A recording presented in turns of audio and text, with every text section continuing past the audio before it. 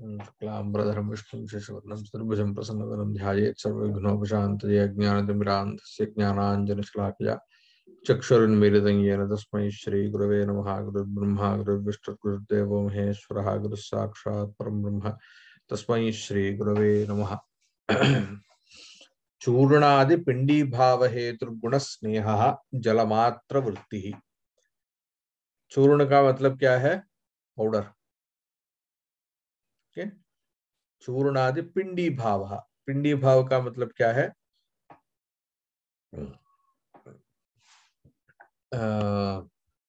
जब एक पाउडर एक पेस्ट जैसा बन जाता है ना, जब सॉलिड फॉर्म में आ जाता है, थोड़ा सब कुछ एक जगह, उसके उसके कारण होता है स्नेह। जैसे कि आटा जब होता है तो नॉर्मल आटा पाउडर जैसा है, तो उससे आपको रोटी बनाना है, तो जब रोटी बनाते हैं ना तब उसको पिंडी भाव होता है वहां पे। धारणाकर्षण हेतुभूत विलक्षण संयोग पिंडी भाव नाम धारणाकर्षण हेतुभूत विलक्षण संयोग। धारण आकर्षण हेतुभूत, धारणाकर्षण का मतलब है वो जो जब आटा में वो पानी डालते हैं ना तब वो ऐसा बनता है ना, मतलब आप इसको खींच सकते हैं। तो उसको बोलते हैं धारणाकर्षण। तो वैसा होने का कारण क्या है? आ, अभी पानी पानी डालते हैं आटा में, तो पानी में जो स्नेह गुण है वो स्नेह गुण वहां पर कारण होता है। जलमात्रवती, ये सिर्फ जल में ही है, कहीं और नहीं है। ठीक है। तो ये है स्नेह। चूर्णादि पिंडी भाव हेतु गुण स्नेह।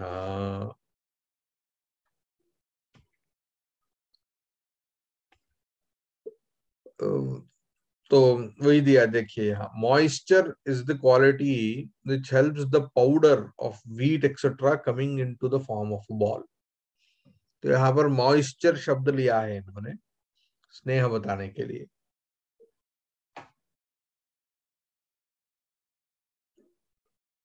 उसके बाद है शब्द। श्रोत्रग्राह्यो गुण शब्द आकाशमात्र वृत्ति। श्रोत्रग्राह्य गुण शब्द। श्रोत्रग्राह्य, श्रोत्र का मतलब श्रोत्रेन्द्रिय, श्रोत्रेन्द्रियजन्य प्रत्यक्ष विषय। श्रोत्रग्राह्य इत्यस्य कः अर्थः? श्रोत्रेन्द्रियजन्य प्रत्यक्ष विषय इत्यर्थः। तो शब्द का लक्षण क्या हुआ? श्रोत्रेन्द्रियजन्य प्रत्यक्ष विषयत्वे सति गुणत्वम्। पुनरुच्यते, श्रोत्रेन्द्रियजन्य प्रत्यक्ष विषयत्वे सति गुणत्वम् इति शब्दस्य लक्षणम्। ये शब्द का लक्षण है। तो यहाँ पर भी गुणत्वम् यदि अनिवेश्यते तर्हि कहा दोषः? गुणत्वम् नहीं डाला है तो दोष क्या हो सकता है यहाँ पे? सर एक बार वो सेंटेंस फिर से बोलिए ना। श्रोत्रेन्द्रियजन्य प्रत्यक्ष विषयत्वम्।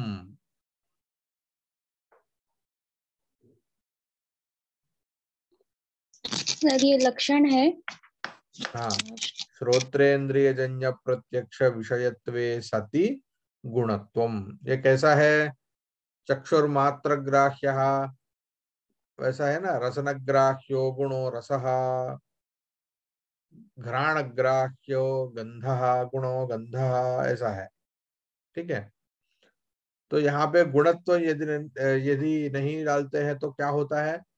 गुण शब्द नहीं है या गुणत्व नहीं है, केवल श्रोत्रग्राह्य है, तो क्या दोष हो सकता है यहाँ?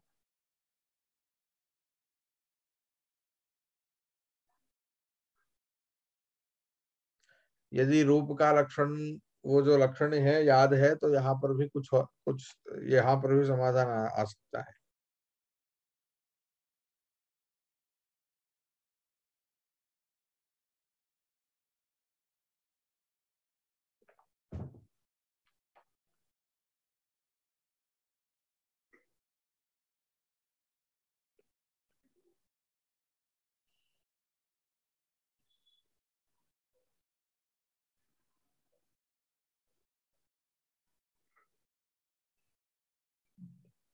अतिव्याप्ति सर।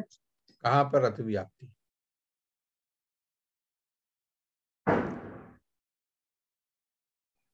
उस लक्षण में अतिव्याप्ति है, यहाँ पर भी अतिव्याप्ति है। कहाँ अतिव्याप्ति है? Good that you have come half way. अतिव्याप्ति कहाँ पर है?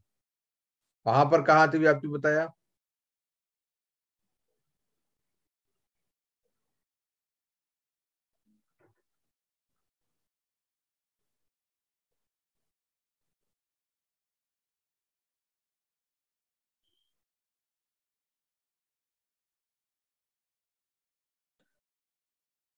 कुछ याद में आ रहा है? येनेन्द्रेण या व्यक्तिर्गृह्यते तेनैवेन्द्रियेण तन्निष्ठा जाति ही तदभावश्च गृह्यते। ऐसा कुछ याद आ रहा है?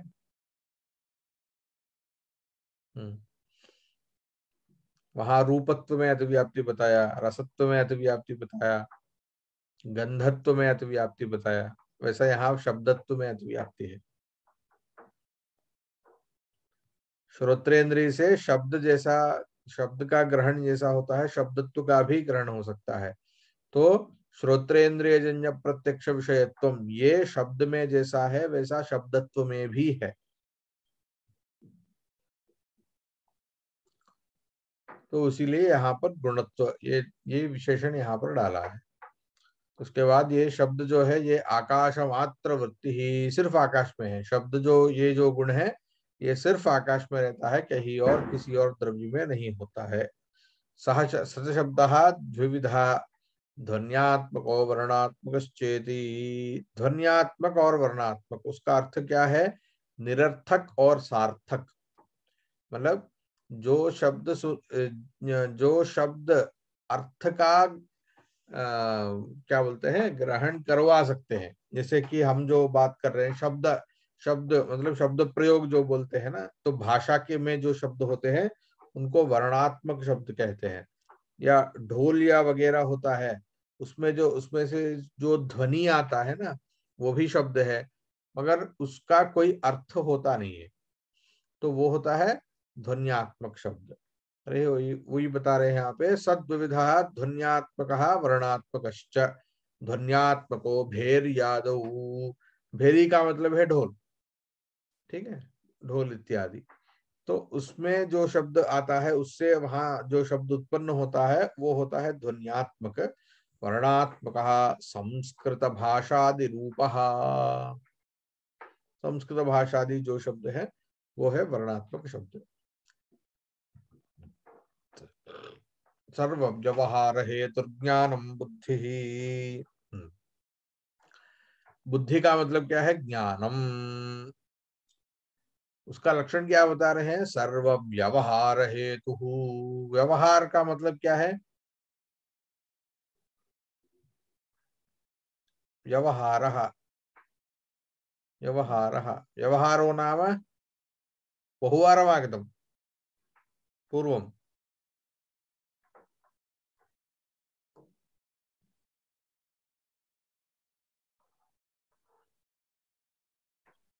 शब्द प्रयोग। वही तो, भी शब्द प्रयोग अच्छा है, ठीक है। मैंने क्या बताया पहले? व्यवहारो नाम,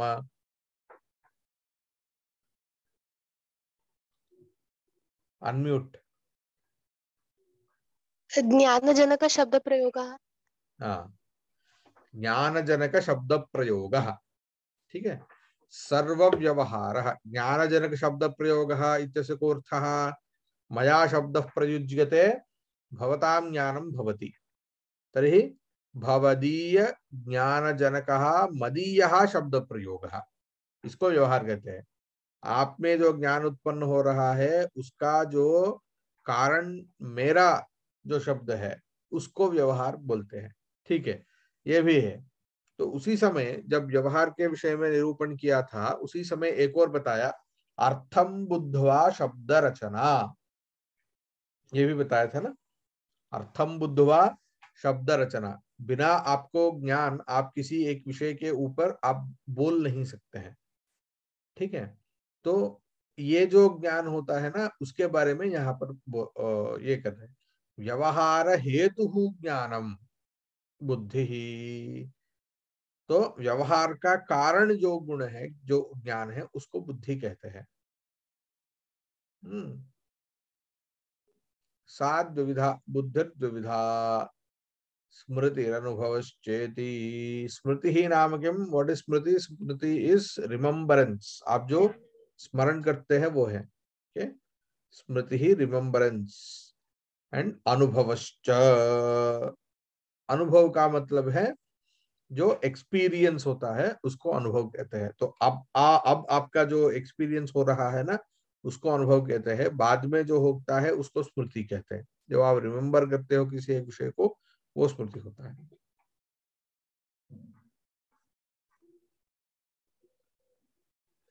तो स्मृति का मतलब क्या है बता रहे हैं। संस्कार मात्र जन्यम ज्ञानम स्मृति ही। ये संस्कार कहाँ आया? संस्कार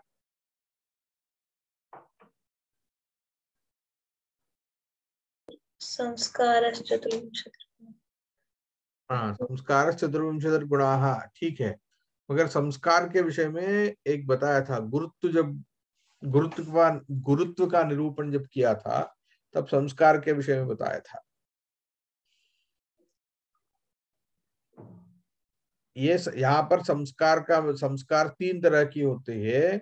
वेगः, भावना, स्थितिस्थापकः बोलकर बताया था।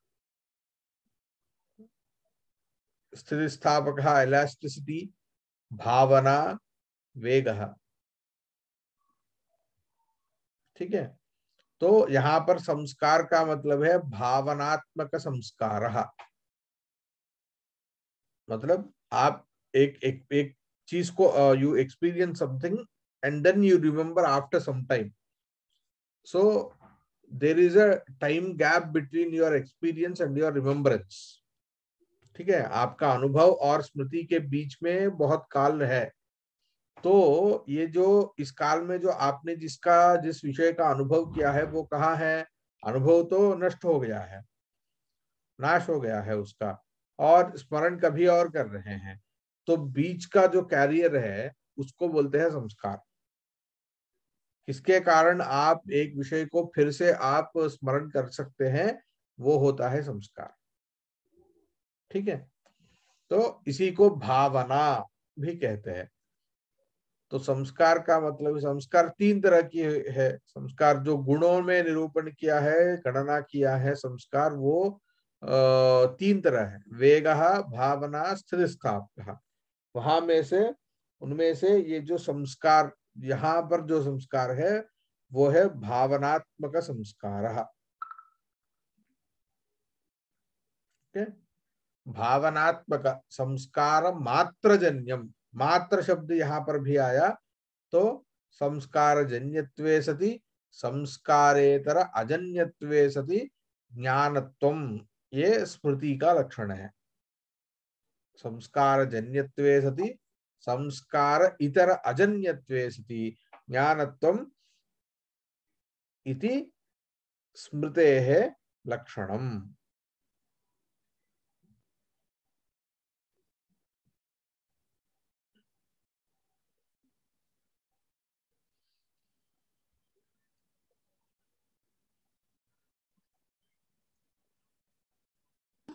सर फिर से एक बार रिपीट कीजिए। संस्कार जन्यत्वे सति संस्कारेतर अजन्यत्वे सति ज्ञानत्वम,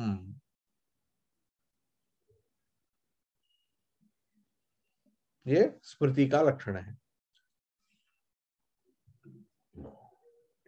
तो पहले क्या बताया? ज्ञान 2 तरह की है, स्मृति और अनुभव। तो स्मृति का निरूपण किया। तो अनुभव का मतलब क्या है? अनुभव है जो स्मृति नहीं है। उसीलिए पहला स्मृति का लक्षण बताया और उसके बाद अनुभव का बता रहे हैं। तद भिन्नम ज्ञानम अनुभव। Then whatever is not remembrance can be called as experience. सद्विविधः यथार्थो यथार्थश्च। सह नाम कहा, सह अनुभवः। अनुभवात्मक जो ज्ञान है वो 2 तरह की है, यथार्थ और अयथार्थ। इट इज ऑफ 2 टाइप्स, यथार्थ and अयथार्थ।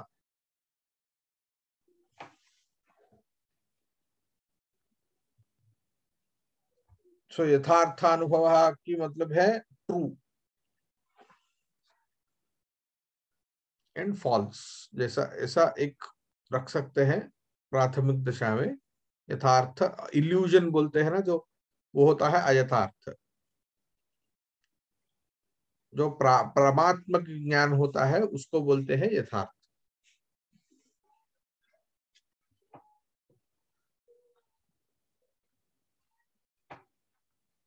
Okay, I think will stop here. उसके बाद क्या है, तद्वति तत्प्रकार कहा अनुभव यथार्थ सैव प्रमेत्युच्यते भवतु।